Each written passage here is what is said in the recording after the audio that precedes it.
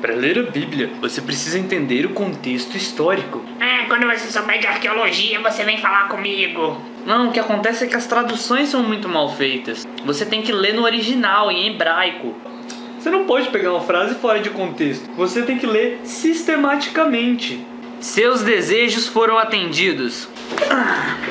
Eu passei a semana toda estudando isso daqui. Inclusive eu tirei xerox de um livro de iniciação ao hebraico. E eu garanto pra você, ou melhor, eu prometo pra você, eu vou provar que a religião judaica passou por uma transformação que veio do politeísmo, passando pela monolatria, que é saber que existem vários deuses, mas obrigar a adoração de um só, e só depois que virou monoteísmo. É sério.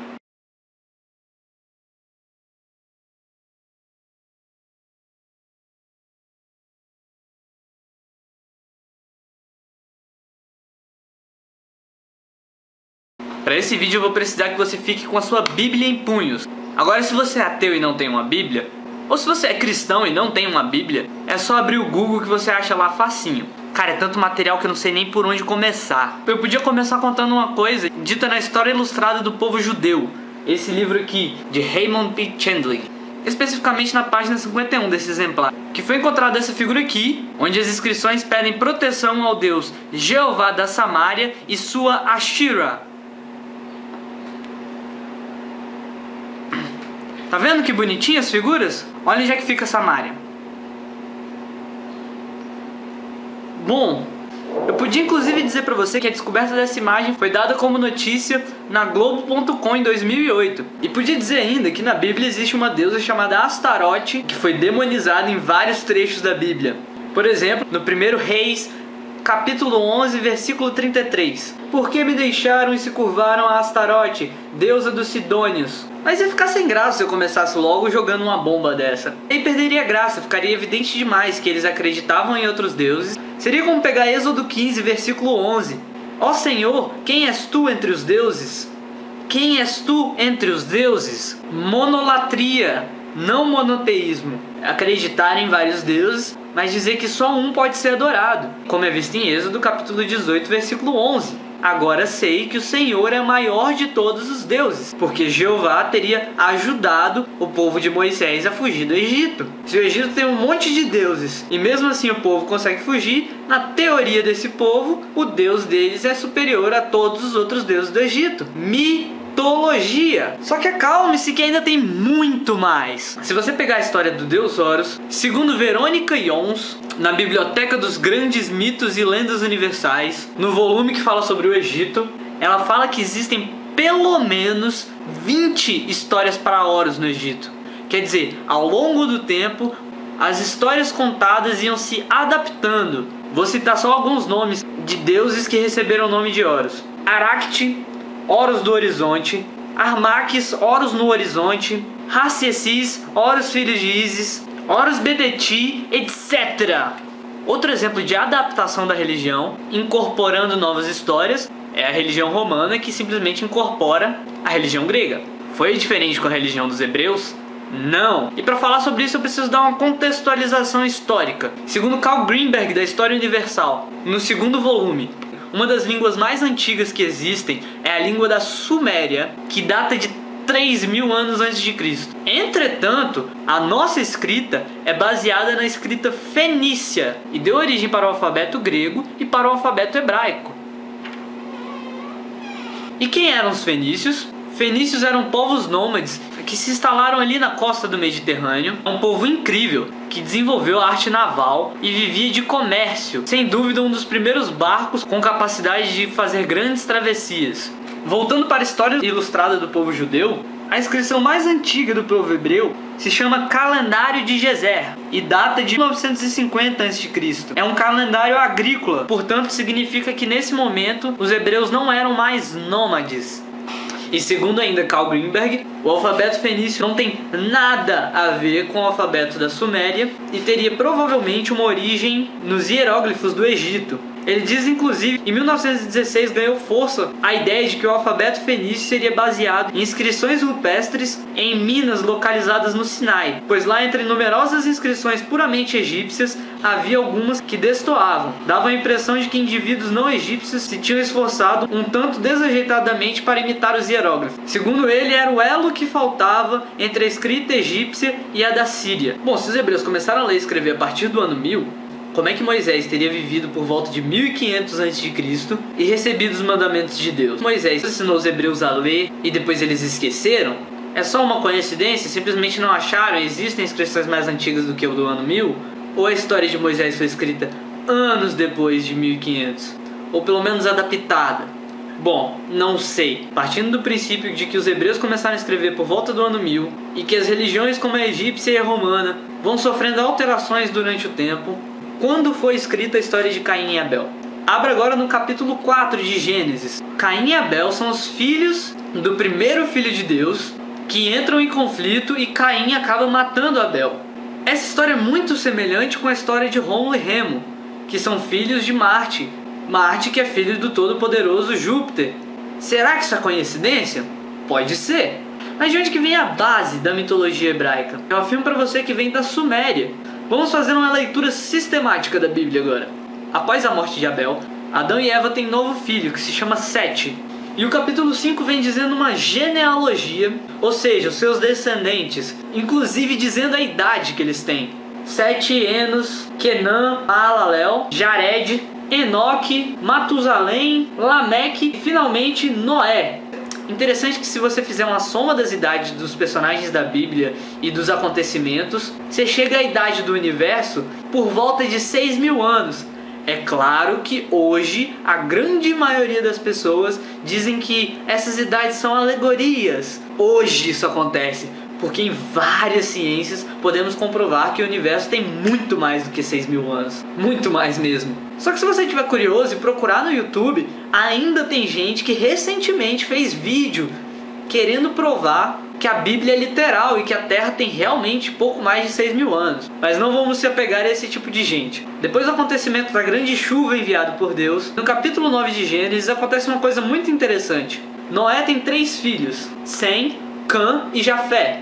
O filho de Noé, chamado Cã, teria visto Noé nu. E para punir Cã por esse crime terrível, Noé amaldiçoa seu filho, Canaã, dizendo no versículo 25: Maldito seja Canaã, servos dos servos sejam os seus irmãos. E depois ele diz: Bendito seja o Senhor Deus de Sem, e seja ele Canaã por servo. E no capítulo 11 temos a genealogia de Sem. E Sem gera Arfaxade, que gera Selá, que gera Eber, que gera Reu, que gera Serug, que gera Naor, que gera Terá, e Terá gera Abrão.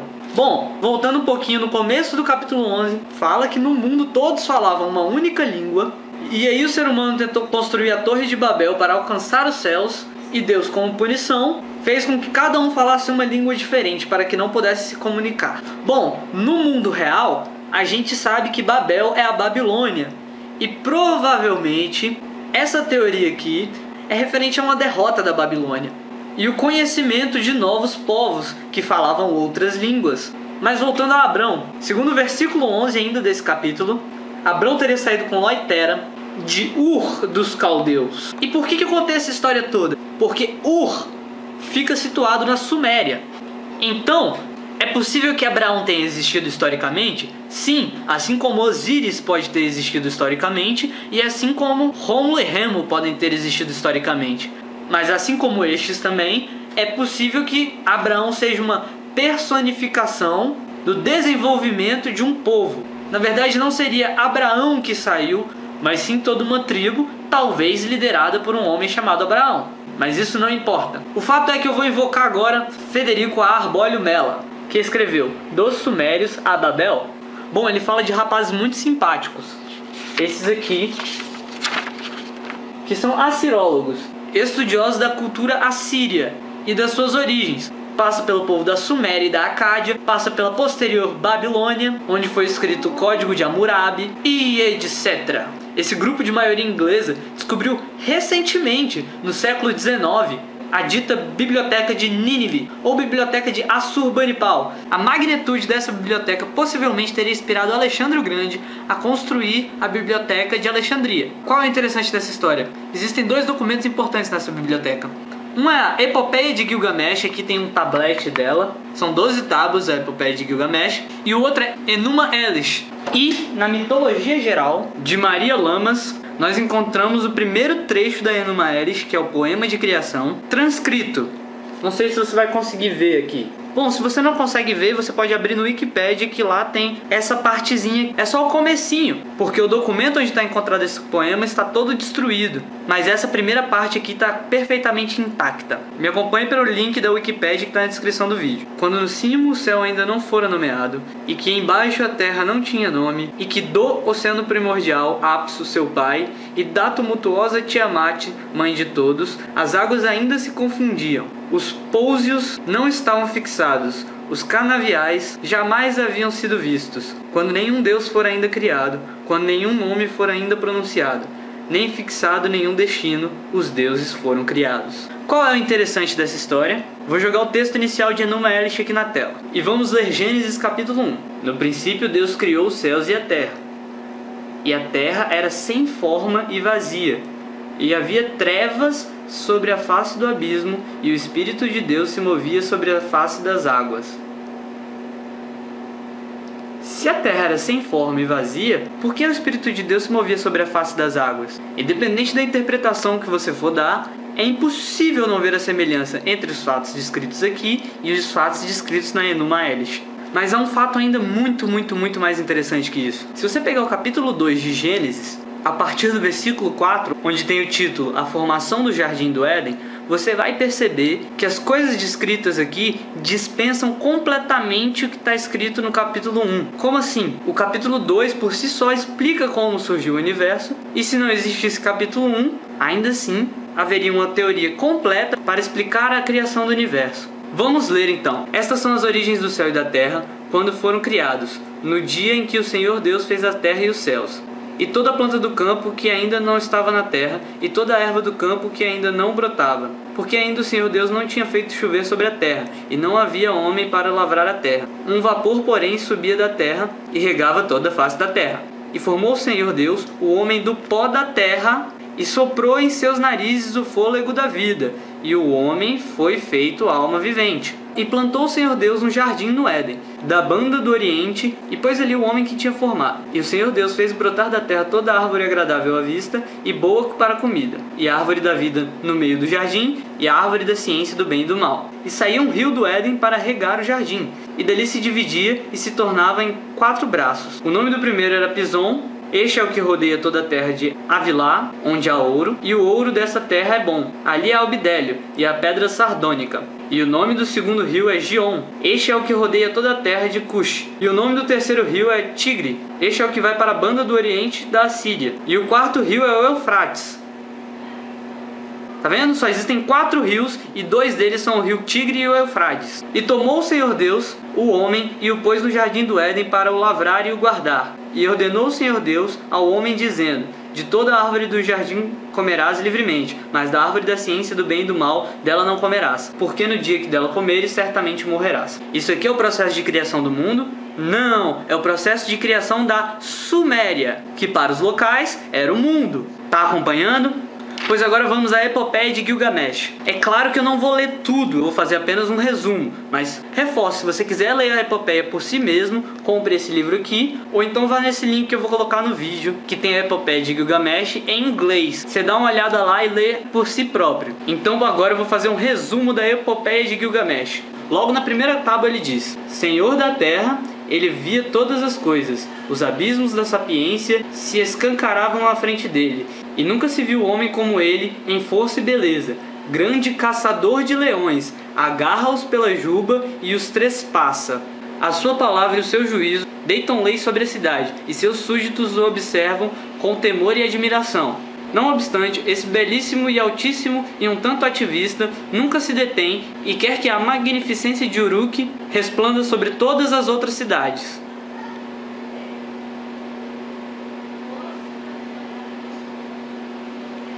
Bom, por tentar fazer a bondade para todos, ele faz todo mundo trabalhar muito, e as pessoas ficaram com raiva e reclamaram para os deuses isso. O deus Anu reconhece que seus lamentos são justos e encarga a deusa criadora Aruru de plasmar um indivíduo que possa distrair o super zeloso Gilgamesh. Um ser que seja tão forte quanto ele, mas que não seja um animal do deserto. Aruru toma um pouco de argila, molda e cospe em cima, e surge um herói animado do alento e do sangue de Nínive, deus da guerra. Essa força se chama Enkidu. Resumindo a história da primeira e da segunda placa, Gilgamesh manda uma mulher para conhecer Enkidu. Enkidu é conhecido como Gigante Cabeludo. E Gilgamesh manda uma mulher para conhecer o gigante. E aí os dois se relacionam. O gigante que vivia lá na floresta vem para a cidade. E Enkidu acaba desafiando Gilgamesh para uma luta. Enkidu e Gilgamesh lutam. E Gilgamesh vence o gigante Enkidu. Só que em vez de matá-lo, os dois viram amigos. E aí começa a saga de Gilgamesh e Enkidu. A primeira aventura de Gilgamesh é destruir Kumbaba, que era um guardião que circundava a morada dos deuses, que tinha sido colocado ali por Bel, que é Baal. Isso aqui é tudo segundo o livro, não sou eu que estou dizendo, eu só estou reproduzindo. Enfim, Kumbaba tinha o hábito de sair dos bosques para aterrorizar o povo. Quem quer que se encontrasse em seu caminho, até os fortes, também caíam sobre as suas mãos. Gilgamesh decide matá-lo. Enkidu sente saudade da sua floresta e abandona Gilgamesh. Gilgamesh fica com saudade, convoca uma assembleia dos anciãos e quer que seu povo faça tudo para trazê-lo de volta. Enkidu, ao voltar para a floresta, os animais não reconhecem mais ele, então ele fica puto com a mulher que ele teve relações lá, que seria por isso que os animais não reconhecem mais, aquelas coisas do cheiro e tal. Então Shamash, deus do sol, o convence a voltar para junto de Gilgamesh. Mas Enkidu tinha tido um sonho terrível e conta para Gilgamesh: enfrentei um homem de semblante escuro parecido com uma repugnante hiena, mostrando os dentes, tinha asas poderosas e garras de abutre. Apanhou-me e fez meu corpo afundar com o peso dele, tal como de uma montanha. No fundo do abismo, encontrou-se no limiar do reino de Irkala. O reino de Irkala são os infernos, de onde ninguém que entra sai. O monstro então ordenou: vai pela entrada, da qual ninguém pode sair. Entra na casa sem luz, onde os habitantes se alimentam de pó e lama. Tem asas de morcego, são cobertos de plumas com mocho e residem nas trevas. Enkidu então, no sonho, adentra o reino dos mortos, onde quem costumava sentar-se sobre o trono e dominar a terra, agora está humilhado. Pois lá, os grandes e os servos são todos iguais e dominados por Ereshkigal, é a deusa que comanda o inferno. Gilgamesh conforta o amigo, fazendo um ritual para esse esconjurar o maligno espírito da morte, oferecendo ao deus Sol uma taça de mel. O deus Shamash lambe o mel e se agrada, incita então os dois a enfrentar sem piedade Kumbaba. Lá encontra o guarda que os ameaça. Gilgamesh e Enkidu o matam e enfrentam várias feras durante o percurso até chegarem à morada dos deuses no templo de Irine, ou Inanna, que é outro nome para Irine. Encontram Kumbaba e lutam com ele. Gilgamesh, ao final da luta, arranca a cabeça de Kumbaba. E tá aí a fotinho da vitória. Exultantes, sobem o monte atingindo seu cimo. Aí, porém, são detidos pela peremptória voz de Irine: nenhum mortal pode chegar ao alto do monte, sede dos deuses. Já cumpristes a vossa empresa. Agora voltai e dirige vossos passos para Uruk.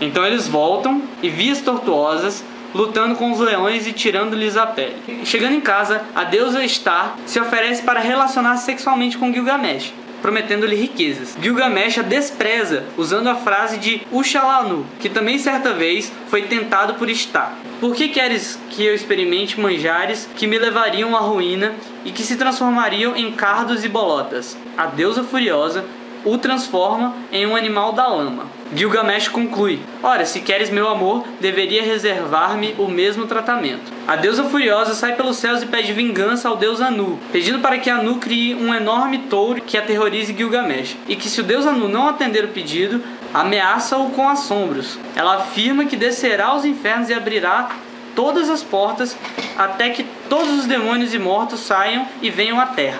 E olhe que os mortos já são muito mais numerosos que os vivos, afirma ela. Anu adverte que tal vingança acarretará 7 anos de carestia. E depois afirma que enviará sim o touro a Uruk. Depois do touro matar centenas de homens, Enkidu o agarra e Gilgamesh finca uma espada no touro. Após a vitória, arranca a coxa do touro e arremessa no rosto de Star.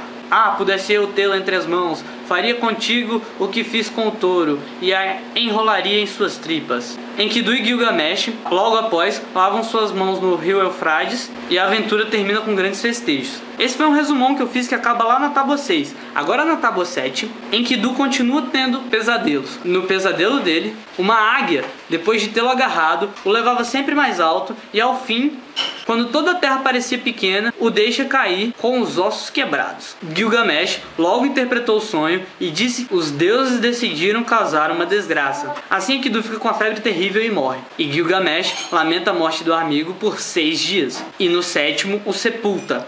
E Gilgamesh fica muito triste, fica vagando pelos campos até encontrar um caçador que pergunta por que ele tá assim. O amigo querido que era tão ligado a mim, Enkidu, a pantera da planície, o meu amigo, o bravo companheiro de minhas aventuras, que dividiu comigo todos os sofrimentos, foi golpeado pelo destino de todo homem. Como posso calar minha dor? Quero gritar para que todos ouçam. Meu amigo que me era tão caro tornou-se pó. Do pó viemos, ao pó voltaremos. Enkidu, o meu amigo, tornou-se como argila. Deverei eu também fazer como ele, sem nunca mais ressurgir por toda a eternidade? O medo da morte não o deixa, portanto decide buscar o potente Utnapishtim, que tinha encontrado a vida eterna. Utnapishtim é o personagem que inspira Noé. Gilgamesh então vai até a montanha que tem 2 picos. Entre eles fica a porta onde sai o sol, que viaja e ilumina a terra e volta para sua origem. 2 gigantes, meio escorpiões, meio homens, dizem que só os deuses podem passar por ali e que ali está Utnapishtim, mas comovidos pela insistência de Gilgamesh, permitem que ele adentre o caminho do sol. Gilgamesh percorre um caminho no breu onde não se podia ver nem o que havia atrás e nem o que havia pela frente por horas, até que surge o primeiro raio de sol. Perante Gilgamesh se estendiam agora todos os esplêndidos jardins dos deuses. Gilgamesh chegou nos jardins dos deuses. Que jardins são esses? Os frutos eram de rubi, pendiam magníficos cachos de uva. Uma outra árvore era coberta por lápis lazuli. Mostra-me agora o caminho que conduz ao distante Utnapishtim. Guia-me ao barqueiro que me levará além do oceano do mundo e das águas da morte, a fim de que possa informar-me sobre a vida. Interessante você notar que quando um ente querido de um grego morria, colocavam 2 moedas sobre os olhos desse grego para que ele pagasse o barqueiro da morte. Tá vendo? Essa história vem daqui, provavelmente, da cultura dessa civilização. Shamash então responde: para onde corres, Gilgamesh? Jamais encontrará a vida que procuras. Gilgamesh suplica e Shamash indica uma única possibilidade. Procura Siduri Sabtu, a sábia da montanha celeste. Ela está sentada sob um trono no jardim dos deuses, junto ao oceano e da árvore da vida. Ela te indicará o caminho a Utnapishtim. Gilgamesh retoma o caminho através do maravilhoso jardim, onde as pedras preciosas são numerosas, como alhures, os cardos e as bolotas. O herói chega a Siduri Sabtu, recoberto de pele de animais selvagens. A deusa, não gostando nada do que via, trancou-se dentro de sua casa. Gilgamesh ameaça arrombar a porta. A deusa pergunta o porquê de seu aspecto e seu objetivo ali. Quando Gilgamesh diz, a deusa responde: nunca encontrarás a vida que procura. E acrescenta: quando os deuses criaram os homens, estabeleceram para eles a morte e guardaram a vida para si. E eu aconselho com fervor a gozar a vida tal como ela é, que no fundo é bela, e voltar para Uruk, onde todos o amam e o exaltam. Basta! Interrompe Gilgamesh. Mostra-me o caminho que conduz ao distante Utnapishtim. Ô câmera safada! Aí, Siduri Sabtu o faz notar que, exceto pelo sol, ninguém pode navegar pelas águas da morte que se estendem perante aquela longínqua praia. Mas naquele exato momento aporta o barqueiro de Utnapishtim, que tinha vindo procurar ervas e frutas do bosque. Vai falar com ele. Se for possível, atravessa o mar com ele. Se não, volta para o lugar de onde vieste. O barqueiro aqui se chama Urshanabi. Quando eles chegam do outro lado da praia, Utnapishtim vem recebê-los. Diz-me o teu nome. Sou Utnapishtim, aquele que encontrou a vida. O rei Gilgamesh se declara felicíssimo em encontrá-lo e afirma: quero destruir os espíritos da morte para que acabe com a alegria deles. Ó Utnapishtim, fala-me como obter a vida eterna, tu que a obtiveste. Deixe de lado os lamentos e a ira. A sorte dos deuses é diversa da dos homens. Teu pai e tua mãe te criaram homem, mesmo que sua natureza seja 2/3 divina. O terço de ti que é humano te impele rumo ao destino dos homens. 2 terços divina, 1 terço humano, e por causa disso tem que morrer? Mas ainda não acabou. Gilgamesh responde: observando-te, Utnapishtim, vejo que não és maior nem mais alto que eu, e te assemelhas a mim como um pai ao filho. Pois é. E aí Utnapishtim explica por que ele ficou com a vida eterna. Quero desvelar-te, ó Gilgamesh, uma história oculta, um segredo dos deuses. Shuruppak é uma cidade antiquíssima e por longo tempo os deuses lhe foram benignos, mas depois decidiram fazer descer sobre a terra um dilúvio. No conselho dos deuses estava também presente Ea, ou Enki, o deus de Apsu. Lá na Enuma Elish, Enki, ou Ea, é o deus da sabedoria que conhecia os mistérios de Apsu, e na hora que Tiamat e Apsu tentaram destruir seus filhos, Enki percebeu, tomou a dianteira e dominou Apsu. Olha as representações desse acontecimento.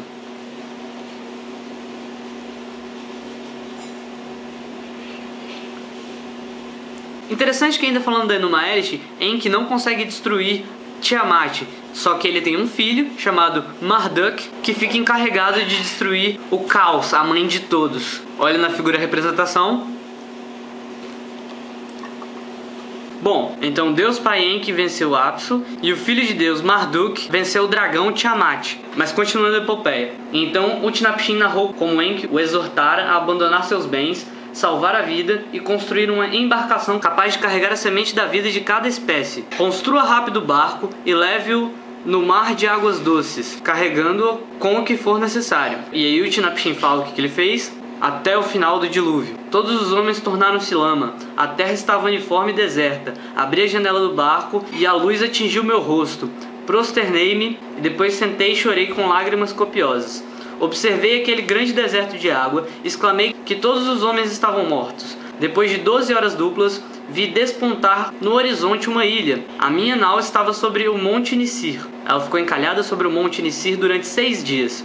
No 7º, tomei uma pomba e deixei-a partir, mas retornou não encontrando nenhum lugar para pousar. Tomei um corvo e deixei-o partir. Voou para longe, pois as águas estavam baixando. Comeu, esgaravatou a terra e não retornou. Então, deixei que todos os animais saíssem e sacrifiquei um cordeiro. Espargi alguns grãos sacrificiais e queimei alguns ramos de cedro e mirto. Os deuses aspiraram o fumo que enchia de prazer as suas narinas e reuniam-se em torno do sacrifício como moscas. Os deuses reprovaram Abel, novamente Baal, por ter suscitado toda aquela devastação. Se queria punir os homens por alguma ofensa, podia soltar sobre a terra alguns leões ferozes ou monstros, ou provocar uma carestia, mas não destruir toda a humanidade. Bel, porém, de modo algum se arrependeu, mas ficou agastado ao ver aquela embarcação. Quem é esse mortal que conseguiu escapar ao seu destino? Ninguém deve sobreviver ao meu juízo. Mas Enki vai sobre a nave e diz a Utnapishtim as seguintes palavras: até agora, Utnapishtim, eras homem mortal. Deste momento em diante, tu e tua mulher sereis semelhante a nós e habitareis longe, perto do mar, onde desembarcam os rios. E foi aqui que Gilgamesh veio a encontrá-lo. Utnapishtim prossegue: mas que Deus terá piedade de ti e te levará para junto deles, para que possa encontrar a vida que procuras. E desafia Gilgamesh a ficar 6 dias acordado, assim como fez Utnapishtim. Só que Gilgamesh estava muito cansado e não consegue, acaba dormindo. Utnapishtim cuida de Gilgamesh e manda ele embora para casa com o barqueiro Ur-Shannabi. Todavia, a mulher de Utnapishtim é tomada de pena pelo herói, que depois de tantas tribulações volta de mãos vazias, sem ter encontrado nada do que procura, e lhe oferece uma possibilidade. Existe uma planta milagrosa que cresce no fundo do mar e que tem aspecto de uma ameixeira. Se conseguir pegá-la e alimentar-se dela, encontrará a vida e a eterna juventude. Gilgamesh amarra 2 grandes pedras às pernas e deixa-se afundar no mar. Encontra a planta, agarra e emerge tendo na mão a flor maravilhosa do mar. Depois, dando gritos de alegria, diz a Ur-Shannabi: eis a planta que dá a vida. Quero levá-la aos sólidos muros de Uruk. Quero que coma dela todos os heróis. Quero dividi-la com muitos. Essa planta se chama de velho torna-se jovem. Quero comer dela e reaver toda a força da minha juventude. A barca navega por 20 horas duplas até chegar numa pequena praia. Ali perto tinha um lago e Gilgamesh para se refrescar. Mas eis que uma serpente sentiu o perfume da planta miraculosa, aproximou-se rastejante e a devorou. Gilgamesh senta-se sobre a margem e irrompe no pranto desesperado. Volta a Uruk levando consigo Ur-Shannabi. a quem dá de presente um pedaço de terra. E Gilgamesh volta para casa e morre.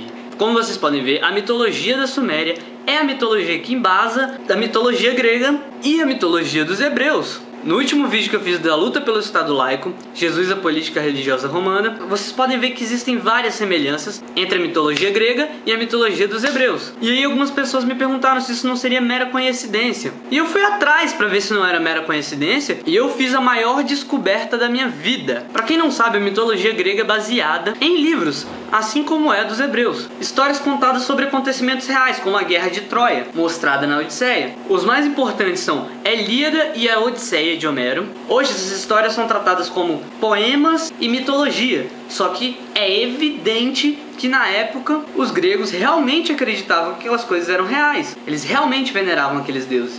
Uma grande obra que dá base para a religião grega é a Teogonia de Hesíodo. Hesíodo teria vivido por volta de 700 anos antes de Cristo, e segundo ele, ninfas teriam cantado ao seu ouvido a sua obra. Ou seja, um clássico caso de revelação. Na Teogonia, Hesíodo conta a história de como surgiram os deuses e de como surgiu o universo. Lembre-se de uma coisa, os hebreus começaram a escrever por volta do ano 1000. Hesíodo viveu por volta do século 7 a.C. Será que o capítulo 1 de Gênesis foi escrito antes ou depois de Hesíodo? Você decide. O fato é que quando eu fui comparar a Teogonia e Gênesis, eu percebi que é a mesma história. Provavelmente você não tem uma dessa na sua casa, então eu vou pedir que você abra o link aqui embaixo, no link na descrição do vídeo, e acompanhe comigo. Aqui quando ele começa a falar dos deuses primordiais. Se você não quiser confiar no link, compre a sua Teogonia de Hesíodo, mas acompanhe. Bom, as duas histórias são parecidíssimas, só que a história grega é politeísta e a história hebraica se tornou monoteísta.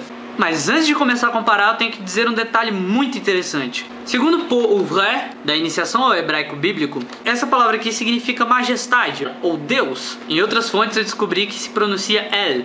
Só que segundo ele, essa palavra aqui significa o plural de majestade. E eu encontrei uma Bíblia em hebraico na internet, cujo link também está na descrição do vídeo, que mostra que em Gênesis capítulo 1 e em inúmeras outras etapas da Bíblia, a palavra usada é a segunda, que pronunciaria-se Elohim, ou deuses, ou majestades, ou como você quiser traduzir, mas significa o plural de alguma coisa majestosa, de alguma coisa superior.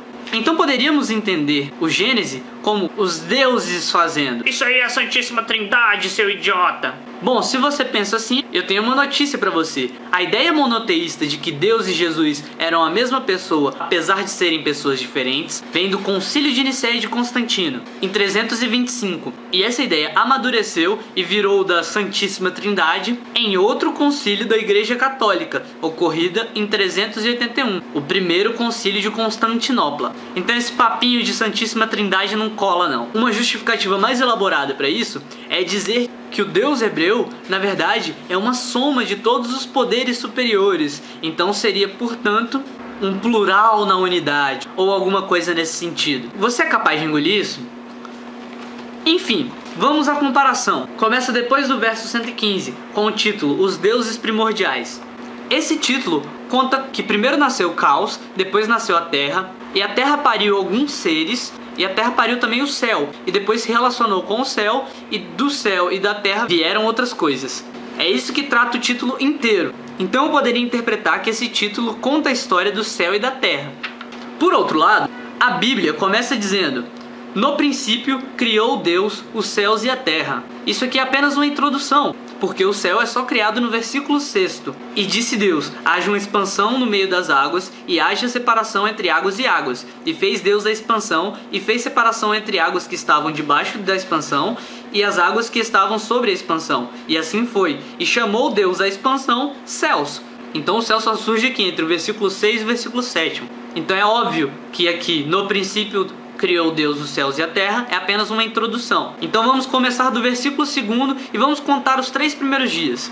E a terra era sem forma e vazia, E havia trevas na face do abismo, e o Espírito de Deus se movia sobre a face das águas. E disse Deus: haja luz, e houve luz. E disse Deus que era boa a luz. E fez Deus separação entre luz e as trevas, e chamou a luz dia, e as trevas chamou noite. E foi a tarde e a manhã do primeiro dia. Vou jogar na tela pra gente fazer a comparação certinho. Sim, bem primeiro nasceu o caos, depois também terra de amplo seio, de todo sede irresvalável sempre, dos imortais que tem a cabeça do Olimpo nevado. O Olimpo é a sede dos deuses imortais da época de Zeus. E Tártaro nevoendo. Tártaro, para quem não sabe, é o inferno, é o mundo subterrâneo para os gregos. E Tártaro nevoento no fundo do chão de amplas vias. E Eros, o mais belo entre os deuses imortais, solta membros dos deuses todos e dos homens todos. Ele doma no peito o espírito e a prudente vontade. Do caos, Erebus e Noite Negra nasceram. Da noite, aliás, éter e dia nasceram. Éter é a luminosidade. Éter é o caminho por onde anda a luz. Gerou-os fecundada, unida a Erebus em amor. Vamos ao dia segundo agora. E disse Deus: haja uma expansão no meio das águas, e haja separação entre águas e águas, e fez Deus a expansão, e fez separação entre águas que estavam debaixo da expansão e as águas que estavam sobre a expansão. E assim foi. E chamou Deus a expansão céus. E foi a tarde e a manhã, o dia segundo. Terra primeiro pariu igual a si mesma, céu constelado, para cercá-la toda ao redor, e ser aos deuses ventuosos sede irresvalável sempre. E vamos finalmente ao terceiro dia. E disse Deus: ajuntem-se as águas debaixo dos céus num lugar, e apareça a porção seca. E assim foi. E chamou Deus a porção seca terra, e ao ajuntamento das águas chamou mares. E viu Deus que era bom. E disse Deus: produza a terra erva verde, erva que dê semente, árvore frutífera, que dê fruto segundo a sua espécie, cuja semente esteja nela sobre a terra. E assim foi. E a terra produziu erva, erva dando semente conforme a sua espécie, e árvore frutífera cuja semente está nela conforme a sua espécie. E viu Deus que era bom. E assim foi a tarde e a manhã, o dia terceiro. Ainda falando da terra, pariu altas montanhas, belos abrigos das deusas ninfas que moram nas montanhas frondosas. E pariu a infecunda planície impetuosa de ondas, o mar, sem o desejoso amor. Depois pariu no coito com o céu, oceano de fundos redemoinhos. E aí ela vem e diz alguns deuses que obviamente não estão citados na Bíblia. E Coios e Crios, e Hipérion e Jápeto, e Teia e Reia e Temis e Memória, e Febe de aura coroa, e Temis amorosa. E após com ótimas armas, Crono de curvo pensar, filho, o mais terrível, detestou o florescente pai, o céu. Bom, a partir daqui há uma longa genealogia de deuses que não tem paridade com a Bíblia, obviamente. O próximo título mostra como o céu tentou impedir que nascessem seus filhos, assim como Apsu e Tiamat, da mitologia suméria, e Cronos se opôs ao pai e o derrotou, tomando o trono do universo. E depois continua a genealogia, aí vem os outros títulos: os filhos da noite, a linhagem do mar, a linhagem do céu, e depois vem o hino a Hécate, e finalmente o nascimento de Zeus. Eu já falei sobre o nascimento de Zeus, mas vou dar uma repetidazinha básica. Crono estava com medo de que tivesse o mesmo destino de seu pai, por isso comia os seus filhos com Reia. Só que Reia uma vez consegue enganar Crono e salva Zeus. Zeus cresce, volta e destrona o pai Crono. Interessante que, se você observar os deuses antigos antes do Olimpo, eles não tinham a forma humana. Eles eram as coisas bizarras. Só que os deuses do Olimpo têm a mesma imagem e semelhança dos seus filhos, os homens. E em Gênesis capítulo 1, versículo 26, vem: e disse Deus: façamos o homem à nossa imagem, conforme a nossa semelhança, e domine sobre os peixes do mar, e sobre as aves dos céus, e sobre o gado, e sobre toda a terra, e sobre todo réptil que se move sobre a terra. Bom, eu ainda não estou satisfeito em ver semelhanças. No próximo título vem a história de Prometeu, que eu já contei, não vou repetir. Se você quiser, dá pra você ler. E vem um lance interessante. Aqui na Teogonia de Hesíodo, Pandora não tem nome. Existe Pandora, só que não dá o nome de Pandora aqui. Eu vou dar uma lida no trecho. E criou já, ao invés do fogo, um mal aos homens. Plasmou-o da terra o ínclito pés tortos, como virgem pudente, por desígnios do Crônida. O Crônida em questão é Zeus. Crônidas são os filhos que vieram de Crono. Cingiu e adornou a deusa Atena, de olhos glaucos, com vestes alvas, compôs um véu laborioso, descendo-lhe da cabeça, prodígio aos olhos. Ao redor, coroas de flores novas da relva sedutoras. Lhe pôs na fonte Palas Atena, e ao redor da cabeça pôs uma coroa de ouro. O ínclito pés tortos, lavrando-a nas mãos, agradando a Zeus Pai, e muitos lavores nela gravou. Após ter criado o belo mal, que é a mulher, em vez de um bem, levou-a lá. Então perceba que Zeus criou o mal belo, que é a mulher, como punição aos homens. E logo quando termina essa história,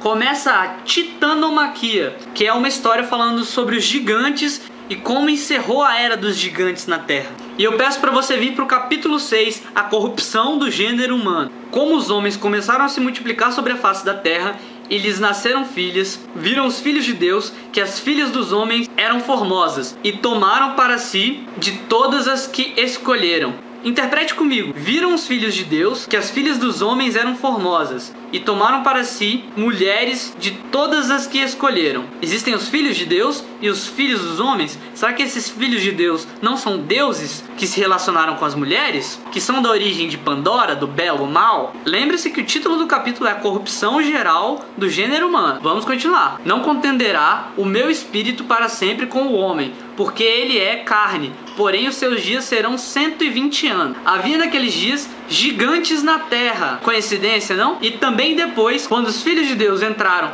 as filhas dos homens, e delas geraram filhos, estes eram os valentes que houve na antiguidade, os varões de fama. Zeus, por exemplo, se relacionou com uma mulher e teve Hércules, um varão de fama. Coincidência? Pode ser. E viu o Senhor que a maldade do homem se multiplicara sobre a terra, e que toda a imaginação dos pensamentos de seu coração era só má continuamente. Por acaso, Hércules também ficou louco e matou a própria família. Coincidência? Talvez. Então arrependeu-se o Senhor de haver feito o homem sobre a terra, e pesou-lhe em seu coração.